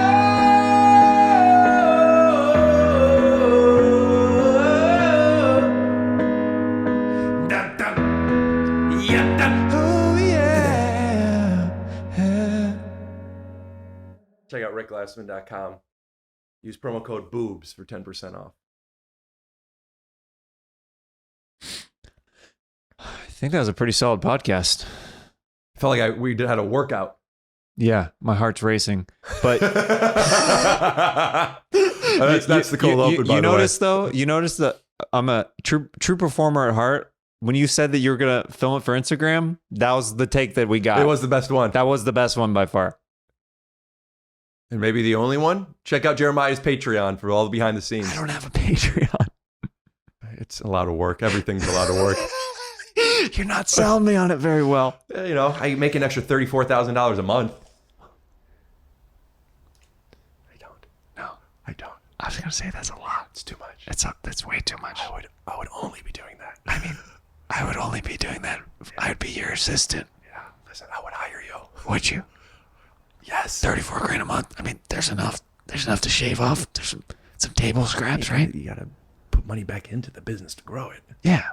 You'd see me as a potential investment, right? I'd put you on the upstairs balcony. Okay. With a keyboard, microphone, headphones. We Yeah. can hear you. Yeah. We have a camera that sees you. You're not in the wide. Yeah. And every now and then, you play a little music. You'll add a little commentary. Yeah.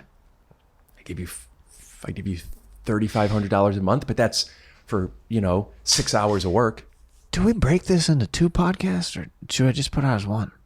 That's your decision. The problem with 2 podcasts is There's big drop off in there. the people that want to watch the second part will stick around for the first. But the reason why you could do it is because it could buy you a week. Which is important. Hey, guess what? I don't need it. I need this. Well, this one's mine, but we could put yours back on. We can put mine back on. Thank you for tuning in. One more time. There's no. We're good. All right. Bye, guys. Thank you. We ended 9 times. We ended it 9 times. I do have to take you up on your freshly sanitized bathroom for a standing piss. Yes. Okay.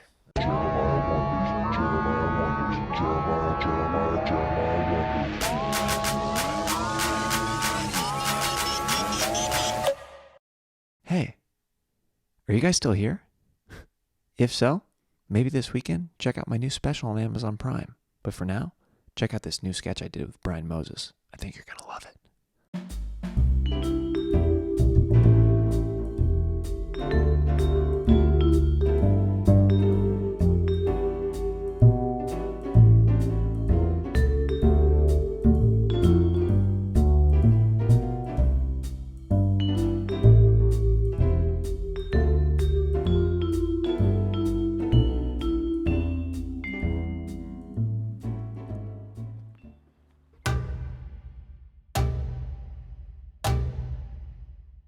Sup, old man?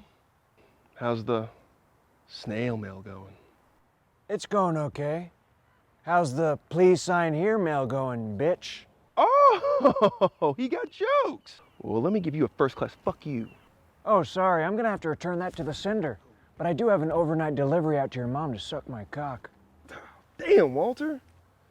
I better get some insurance because you just busted my ass.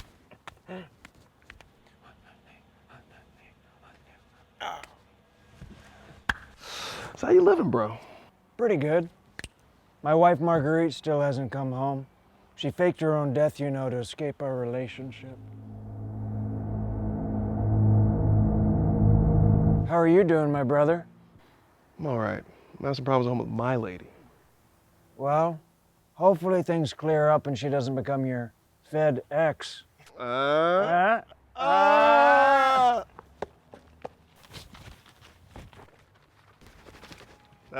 Walter, you still got it. I'll see you tomorrow, home skillet. Same ship? Different day. Oh, hey, Walter. Would you do me the honor? Say hey.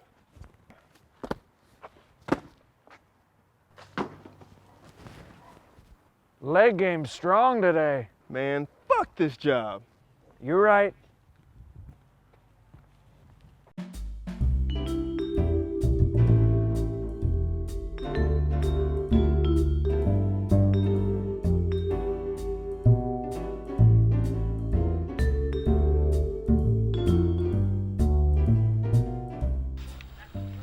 Hello. Nice to see you. I thought this was my route.